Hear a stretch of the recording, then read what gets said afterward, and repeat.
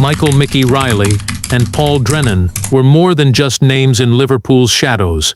They were legends of an empire built on drugs, fear, and silence. But when loyalty cracked and secrets spilled, their fates became entwined in a deadly mystery that would shake the city to its core.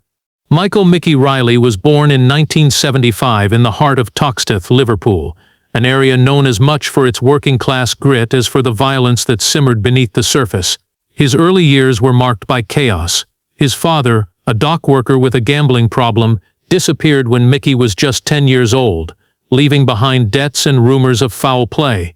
His mother, already struggling to support 3 children, took on night shifts at a local factory. The Reilly family became just another statistic in a city plagued by poverty and unemployment. Mickie wasn't a loud or troublesome kid. In fact, most of his teachers described him as quiet, too quiet. He watched everything, spoke little, and never cried. He learned early on that weakness had a cost. On the estate where he grew up, boys either got tough or got eaten alive. Fights were common. So were police raids, drug busts, and makeshift memorials for teenagers who had gotten in too deep.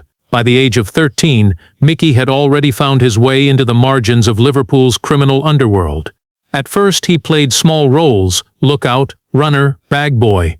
He delivered weed and counterfeit cigarettes for older kids, earning a few quid and a slice of respect. He picked up on details that others missed: who owed money, which back alley wasn't covered by CCTV, which shops had alarms that never worked. By 14, he was stealing car stereos and reselling them through shady backdoor connections. The profits were low, but the lessons were priceless. Mickie understood something most street kids didn't. Crime wasn't about chaos, it was about systems, control, and patience. While others craved fast money and street fame, Mickie preferred the background. He let others take the credit and the police attention. He watched as childhood friends were arrested, beaten, or killed over petty scores. He kept his head down and slowly built relationships with older, more serious criminals. These men noticed the boy who never bragged, never snitched, and always delivered on his promises. By 16, Mickie had a crew of his own. Not the loudest or the biggest, but the smartest. They avoided drugs for now, focusing instead on high-value burglaries, car theft, and fencing stolen electronics. He reinvested every pound he made, buying loyalty, silence, and information. He bribed a former security guard to get blueprints of local warehouses. He paid off a parking warden to tip him off about unmarked police cars. Mickie wasn't chasing thrills, he was building something. And by 17 he was already living in a rented flat far from Toxteth, dressed in designer clothes and driving a used BMW, purchased under a fake name. But even then, no one really knew who he was. He didn't post pictures. He didn't party. He didn't talk. Mickie Reilly was becoming a ghost in his own city, one that would soon grow into something far more dangerous than anyone could have imagined. In 1994, Mickie Reilly was 19 and ready to make his next move. The petty crimes of his teenage years had given him a solid foundation: money, connections, and a reputation for being quiet but ruthless. But he knew that to climb higher in Liverpool's underworld, he needed something bigger than stolen goods and back-alley deals. That something was drugs. Not the chaotic street-level dealing that landed boys in prison before they turned 21, but large-scale importation, the kind that generated real money and real power. His first real opportunity came through a cousin who had moved to Amsterdam a year earlier. The cousin worked in a nightclub and had made friends with a Moroccan bouncer who had access to cheap hashish. It was nothing groundbreaking, but it was steady, high quality, and above all cheap. Mickie saw the potential immediately. He flew to the Netherlands using a borrowed passport and returned 3 days later with 2 tires in the boot of a rented car. Hidden inside was nearly 10 kilograms of hash, expertly sealed and packed. It was a test. He wanted to see if it could be done without raising suspicion. It worked. The tires passed through customs without issue, and within a week the hash was sold through a handful of trusted dealers in Liverpool. The profit was modest, but the door was now open. Over the next 6 months, Mickie repeated the run several times, gradually increasing the quantity. He paid the right people to stay quiet, avoided flashy behavior, and built a small but tight operation. He wasn't looking to take over the city. Not yet. He just wanted control over his own lane. What set Mickie apart was his discipline. Most young criminals couldn't resist the temptation to show off. Designer clothes, gold chains, nights out in flashy bars. Mickie, on the other hand, reinvested almost everything. He started buying cars through intermediaries and shipping them to mainland Europe, where they were modified with hidden compartments. He scouted warehouse spaces near the docks and bought burner phones in bulk from a contact in Manchester. Everything he did was calculated, every risk measured. By the end of 1995, Mickie had made his first £100,000 quietly, efficiently, and without a single arrest. He expanded his network, building relationships with Irish middlemen, Spanish club owners, and North African suppliers. He avoided turf wars by staying out of local beefs and focusing solely on logistics. He wasn't interested in the chaos of street-level crime. He was building infrastructure. But success brought attention. Older gangs began to notice the young man who moved large quantities without making noise. Some approached with offers of partnership. Others sent warnings. But Mickie handled it the same way he always had. Calmly, carefully, and always one step ahead. He never let ego drive his decisions. He let the money speak for itself. By the time he turned 21, Mickie was no longer just another player. He was becoming a quiet architect of Liverpool's growing drug trade, and few even knew his name. By the late 1990s, Mickie Reilly's influence had grown far beyond the expectations of a kid from Toxteth. What began with hash runs from Amsterdam had evolved into a well-oiled operation moving cocaine, ecstasy, and cannabis across borders with military-like precision. He had carved out a lane for himself, not through brute force, but through control. Still, in the world he operated in, violence was never far away. Sooner or later, blood had to be spilled to protect business. It started in 1998, with a shipment gone wrong. One of Mickie's trucks, carrying £250,000 worth of cocaine, was intercepted near the outskirts of Manchester. The official story was a tip-off to the police, but those inside the underworld whispered something different. A rival crew from Manchester had hijacked the shipment and tipped off authorities to cover their tracks. They had underestimated Mickie, believing he would let it slide or walk away. They were wrong. 3 weeks later, on a foggy morning off the M62 motorway, the bodies of 3 men were discovered in an abandoned van. All 3 had been executed with a single shot to the head. There were no fingerprints, no DNA, no signs of a struggle. The message was unmistakable. Mickie didn't speak about it, and no arrests were ever made, but the story spread fast. That incident changed the tone. Mickie was no longer just seen as a clever operator, he was feared. Following that, things shifted. Mickie began to build a security structure around himself. He recruited ex-soldiers and former doormen to act as muscle. These men didn't ask questions. They didn't come from the streets. They came from war zones and knew how to handle pressure. Mickie paid them well, and in return, they ensured his meetings stayed private, his shipments stayed safe, and his enemies stayed away. He also began cultivating silence. Loyalty wasn't expected, it was bought. He paid his crew better than anyone else in the game. He covered legal fees, medical bills, even school tuition for the children of his most trusted men. But there was an unspoken rule. Betrayal would not be forgiven, and it would not go unanswered. Still, Mickie understood that fear alone couldn't sustain power. He continued to strengthen his network, reaching out to groups in Glasgow, Birmingham, and even Dublin. He never attended meetings directly. Instead, he sent representatives, carefully chosen and coached. Layers of protection insulated him from everything. He was becoming a ghost behind a growing empire, rarely seen, never caught. At the same time, he diversified. He invested in local businesses, gyms, car dealerships, property developments. Some were legitimate, some weren't. All served a purpose. They laundered cash, masked his movements, and allowed him to quietly grow his influence without triggering alarms from law enforcement. By the end of 1999, Liverpool's criminal underworld had changed. The older firms were losing ground. Younger, more ruthless players were rising. But above them all stood Mickie Reilly, a man with no known convictions, no paper trail, and a growing legend that made even seasoned gangsters nervous. By 2005, Mickie Reilly's criminal enterprise had evolved into one of the most powerful and efficient drug trafficking networks in the United Kingdom. His operation was no longer confined to Liverpool. It now spanned major European cities: Barcelona, Rotterdam, Antwerp, and Naples, places where drugs flowed in from South America, North Africa, and the Balkans. Mickie wasn't just importing, he was orchestrating. He didn't move with the product anymore. He moved people, money, and influence. Cocaine became the centerpiece of his empire. He saw the shift in the market early, as demand skyrocketed across the UK and profits dwarfed anything hashish could offer. He connected with cartels through intermediaries in Spain and built alliances with seasoned traffickers who moved weight from Colombia into southern Europe. Using freight companies, private couriers, and even fishing vessels, Mickie developed multiple supply chains to ensure that even if one fell, the others kept moving. He avoided attention by hiding behind layers of legality. Shipping containers came through the docks declared as furniture, tiles, or machinery. Some held nothing. Others hid millions in pure cocaine.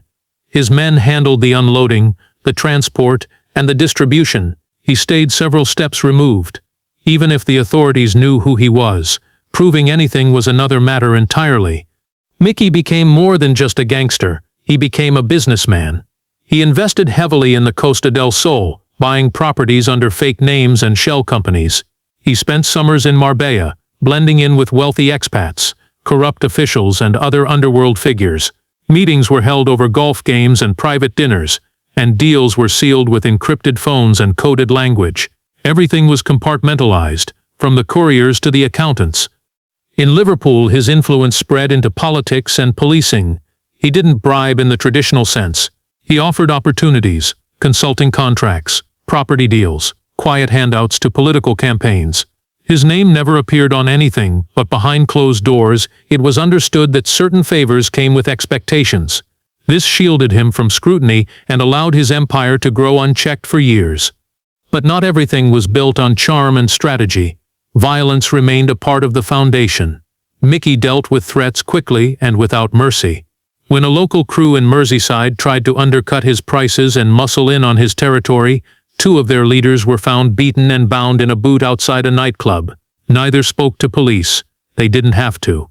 The message was loud enough.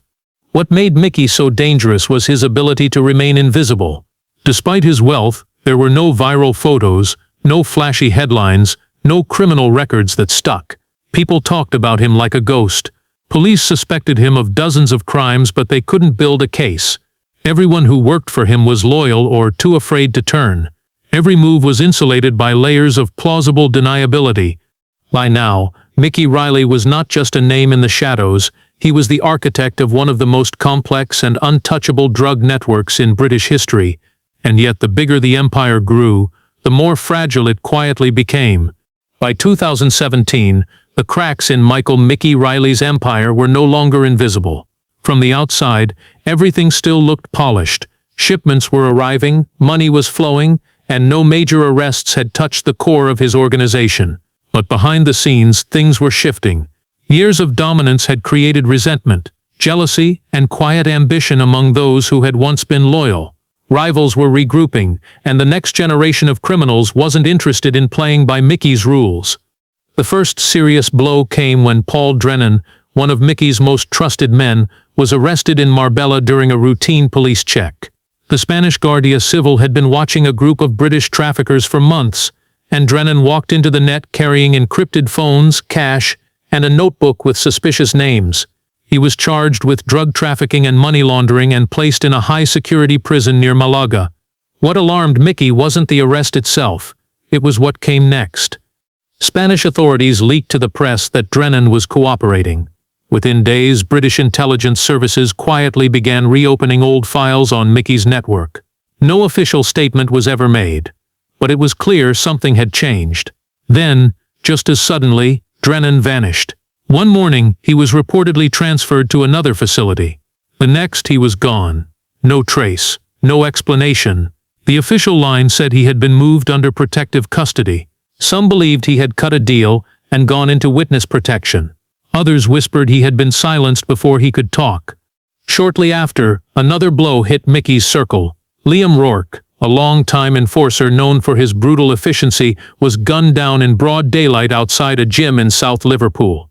It was a professional hit. 2 masked men on a stolen motorbike. Clean shots, no hesitation.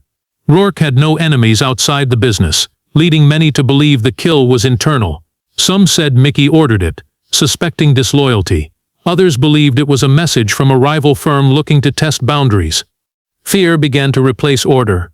Smaller crews once loyal to Mickie started defecting, sensing instability. Younger gangsters, more reckless and less predictable, began carving out their own corners of the city. The silent respect Mickie commanded was being replaced by open defiance. For the first time in years, people were questioning whether he could hold things together. Behind closed doors, Mickie tightened his circle. He stopped traveling. Meetings became rare and tightly monitored. He moved his operations further offshore, using intermediaries and digital tools to avoid exposure.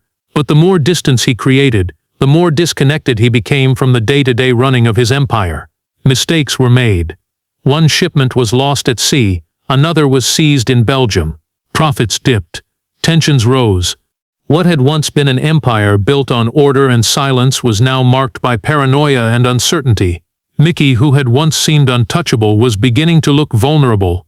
And in the world he ruled, empire built on order and silence was now marked by paranoia and uncertainty. Mickie, who had once seemed untouchable, was beginning to look vulnerable. And in the world he ruled, vulnerability didn't last long. In April 2019, Mickie Reilly vanished. There was no announcement, no chaos, just silence. One day he was there, operating in the shadows as he always had, and the next, he was gone. It began with a missed meeting. Mickie was scheduled to meet a key associate from Glasgow in the Wirral, a quiet location he had used for years when he needed to speak face-to-face. He arrived alone as usual, without any of his usual security team.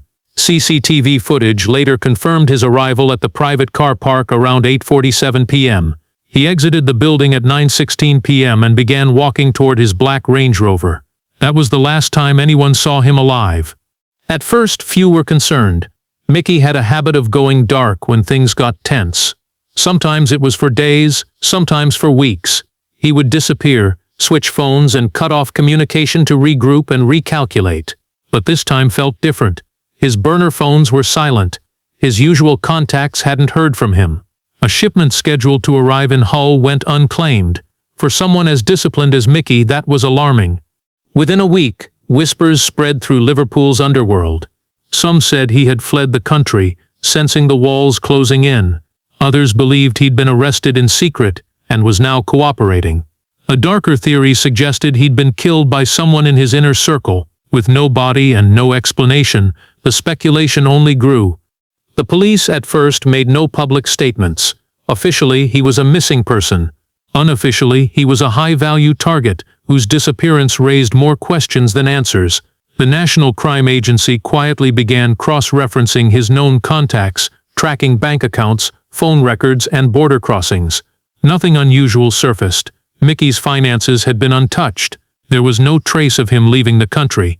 No plane tickets, no ferry logs, no fake passports activated. It was as if he had simply evaporated. Meanwhile, his absence caused ripples throughout the criminal landscape. With no clear successor in place, factions within his organization began fighting for control. Old rivalries reignited. Safe houses were raided.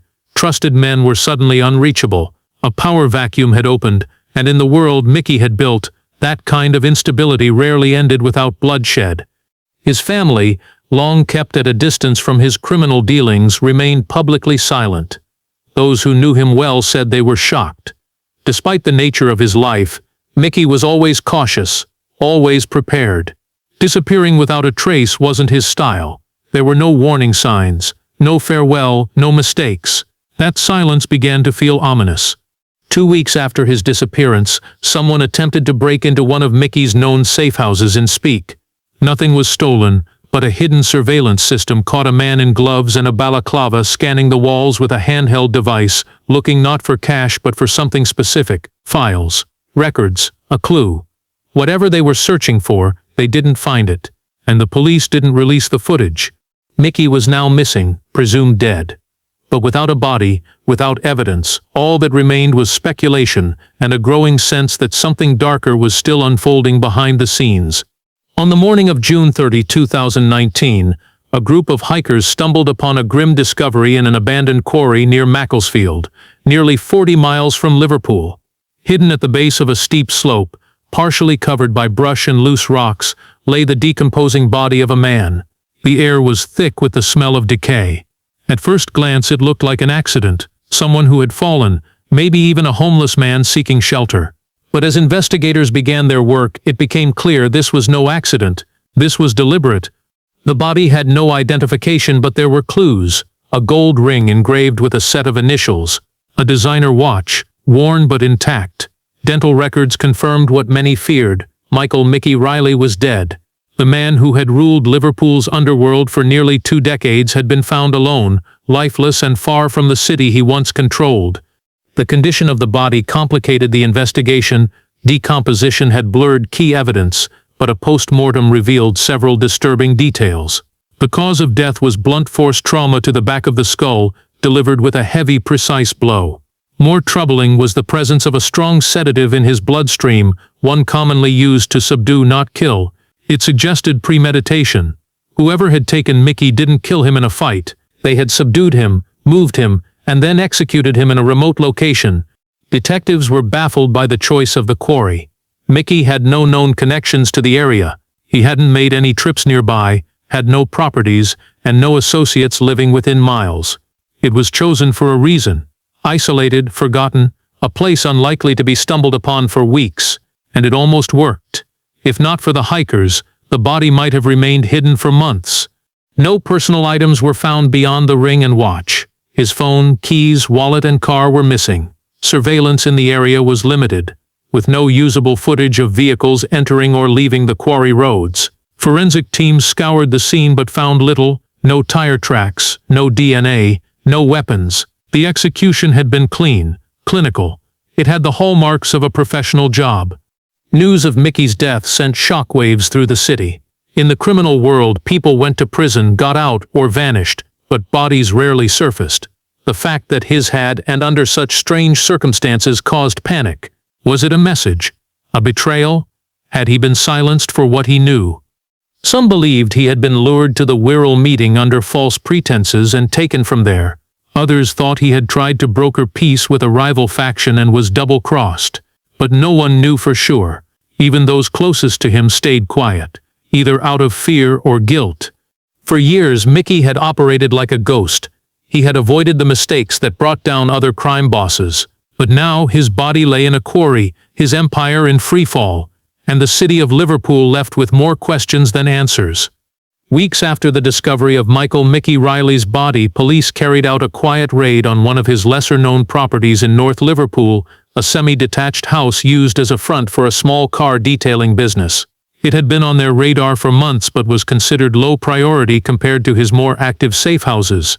Inside, the property appeared ordinary, even dull. But in a back storage room, hidden behind a false panel in the wall, detectives found something they hadn't expected. A small, dust-covered safe built into the concrete. It took hours to break into, but what they found inside would shift the entire direction of the investigation. Inside the safe was a black leather ledger, handwritten, weathered with age but meticulously organized. Each page was coded, using symbols and shorthand.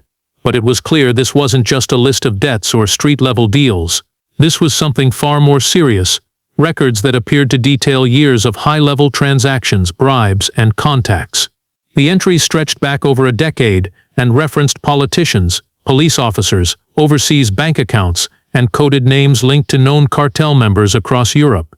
One name appeared multiple times: the broker. It was always written in capital letters, sometimes underlined, often linked to large payments. Unlike other aliases which were tied to dates and locations, the broker appeared across numerous entries with no clear base of operations. Most chilling was a recent entry, dated just weeks before Mickie's disappearance. It read, "Broker, 250K, Drennan, liability." It was the only entry in the entire ledger that had a question mark. Investigators quickly connected the dots.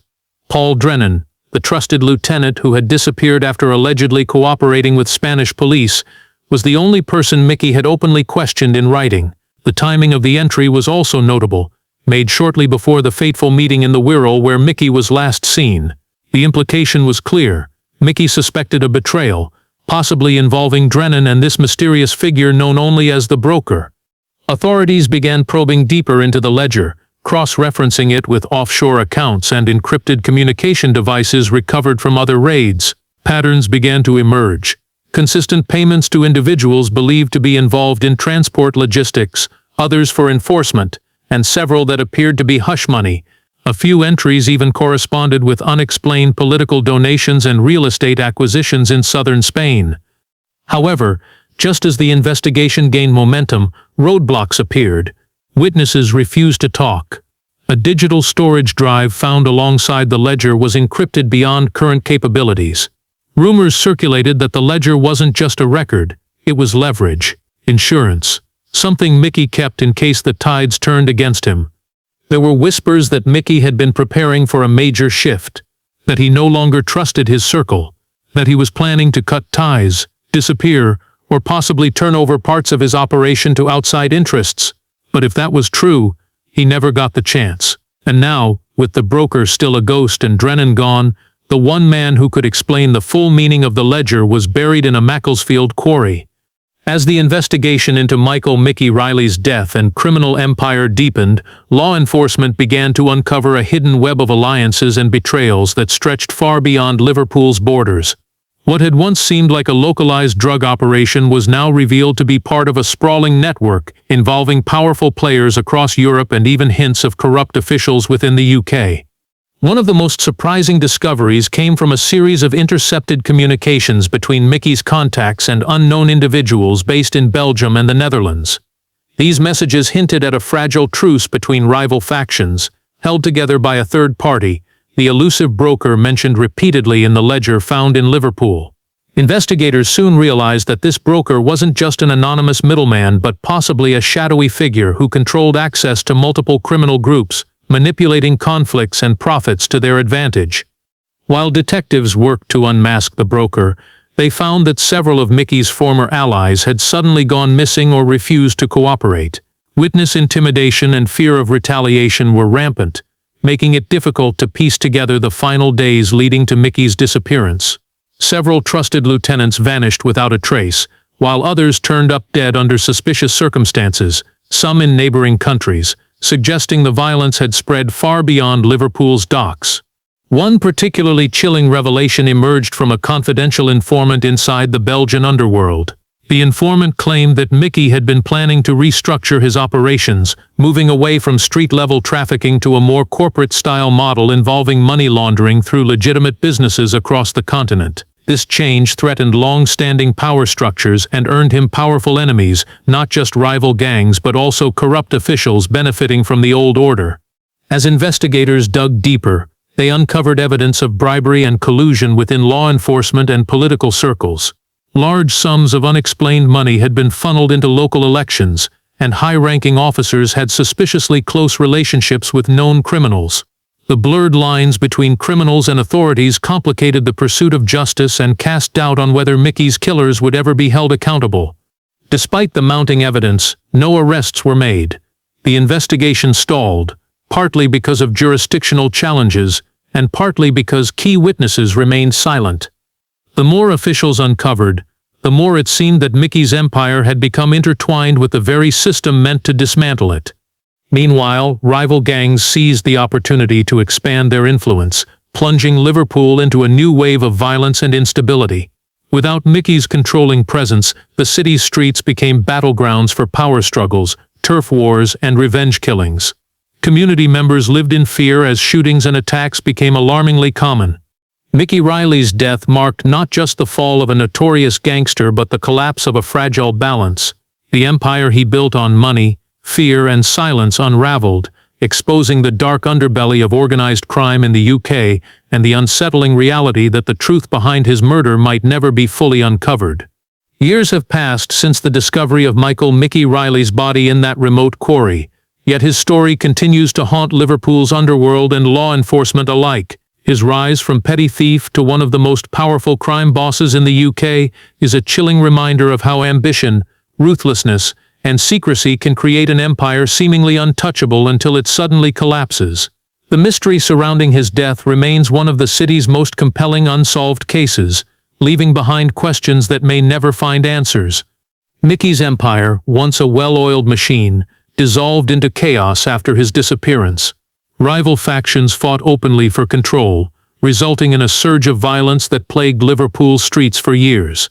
The city's attempts to rebuild and recover from the aftermath have been hampered by the deep-rooted corruption and fear that Mickey's reign fostered.